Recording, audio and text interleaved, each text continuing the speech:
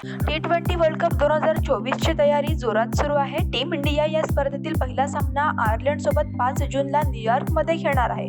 मात्र यानंतर 9 जून रोजी होणारा भारत विरुद्ध पाकिस्तान सामना, ज्याची सर्वजण आतुरतेने वाट पाहत आहेत. पण भारत विरुद्ध पाकिस्तान यांच्यातील या सामन्यावर पावसाचे सावट दिसत आहे आणि या हाय व्होल्टेज सामन्यापूर्वी एक नियम समोर आला असून त्यामुळे सर्वांचीच चिंता वाढली आहे.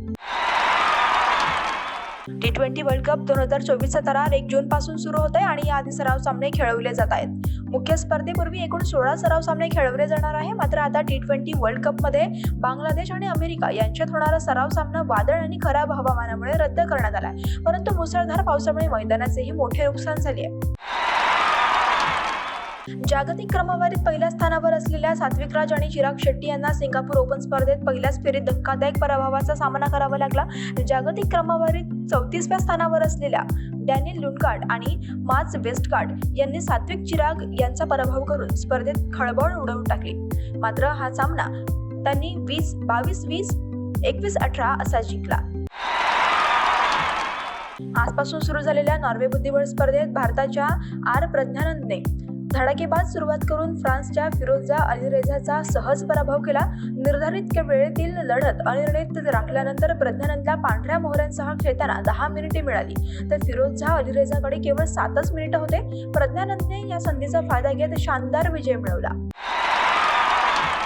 मी कधीही विक्रमाच्या मागे जात नाही, विक्रमच माझ्या मागे येतात, असे मत फुटबॉल सुपरस्टार क्रिस्टियानो रोनाल्डो यांनी सौदी प्रो लीग फुटबॉल मोसमात सर्वाधिक गोल करण्याचा विक्रम केल्यानंतर व्यक्त केले.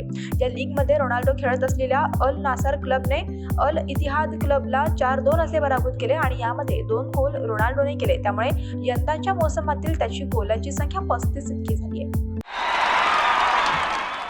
पुणे जिल्हा बुद्धिबळ संघटना आणि आर्यन एंटरप्राइजेस आयोजित LBHM जलद आंतरराष्ट्रीय मानांकन बुद्धिबळ स्पर्धेत पश्चिम बंगालच्या निलाश सहाने 8.5 गुणांसह विजेतेपद पटकावले.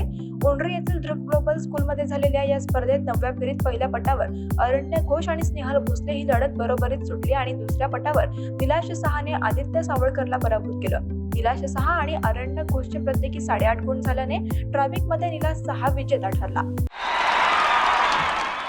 T20 वर्ल्ड कपचा मेगा इव्हेंटला सुरुवात होण्याच्या काही दिवसाआधी नेदरलँड्स क्रिकेट संघाने चॅम्पियन श्रीलंकेचा पराभव करून मोठा अपसेट निर्माण केला. T20 वर्ल्ड कप 2024 पूर्वी नेदरलँड्स आणि श्रीलंका यांच्यात सराव सामना खेळला गेला. या सामन्यात नेदरलँड्सच्या गोलंदाजासमोर श्रीलंकेचा संघ 168 धावांमध्ये गडगडला आणि नेदरलँड्सने 20 धावांनी सामना जिंकला. स्पर्धा सुरू होण्यापूर्वी हा विजय नक्कीच नेदरलँड्स या संघातील खेळाडूंचे मनोबलही उंचावेल. इंग्लंड विरुद्ध पाकिस्तान यांच्यात 4 सामन्यांची मालिका खेळवली जात आहे. पहिल्या सामन्याला पावसाचा फटका बसलाय. त्यानंतर दुसऱ्या T20 सामन्यात इंग्लंडने पाकिस्तानचा 23 धावांनी पराभव केला. मात्र तिसरा सामना काल सोफिया गार्डन्स कार्डिफ येथे खेळवला जाणार होता, परंतु तोही पावसामुळे सामना रद्द करण्यात आला.